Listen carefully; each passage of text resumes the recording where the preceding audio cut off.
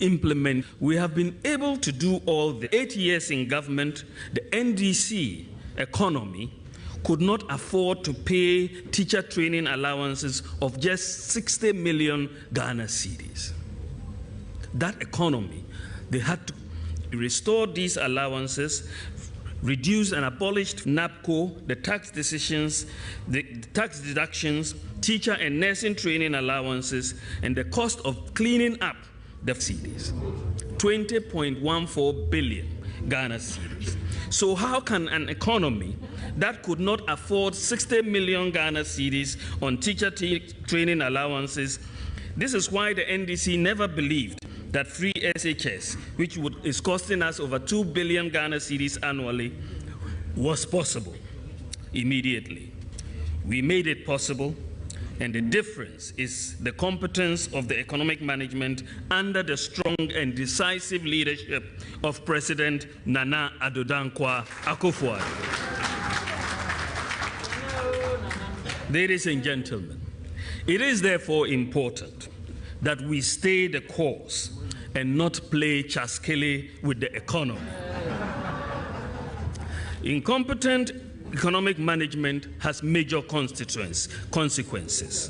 The money we used to clean up the financial sector, over 15 billion Ghana cedis, and to pay the excess capacity charges from the power purchase agreements that the NDC entered into, could have been used to do much more. Mr. Chairman, we have done a lot in the last 3.5 years, but there is a lot more to do to realize the vision of the President, Nana Addo Dankwa Akufo-Addo. The goal, as set out by the President, is a Ghana beyond aid. It is to build a modern, prosperous, and self-reliant nation which leaves no one behind.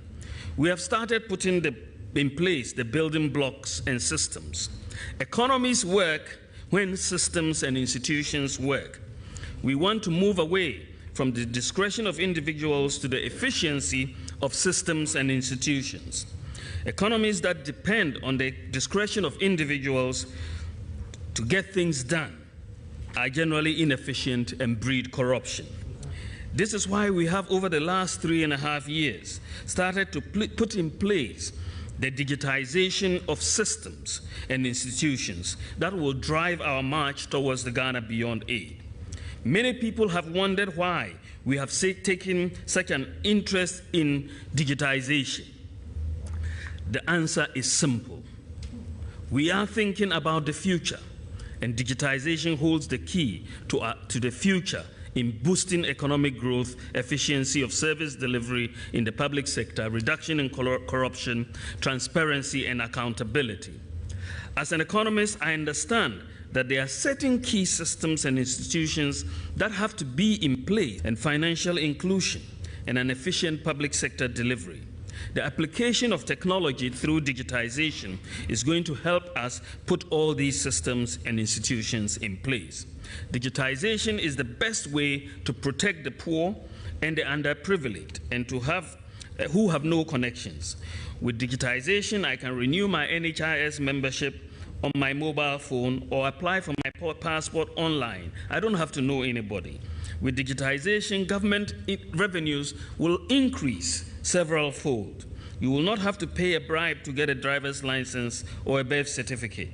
The implications of digitization for the economy are phenomenal. And by the grace of God, Ghana will become the most digitized economy in Africa in our next term in office. We are on track, and we are making good progress. By the end of this year, most adults will have the national ID cards, and all houses by the end of this year are being provided unique Ghana Post digital addresses, which we will start putting the plates on each house. So far, we have finished uniquely identifying about 2.5 million houses, and we have 1.5 to go, and we will complete that before the end of the year, and then the interest on their balances. So by the grace of God, if we come into office next term, we are going to continue with this process. We will digitize the land registry. We are going to bring in the credit reference agencies, which would make it easier to get a loan. Interest rates should decline. The progress of work on free Wi-Fi to the senior secondary schools is ongoing, and we will provide it.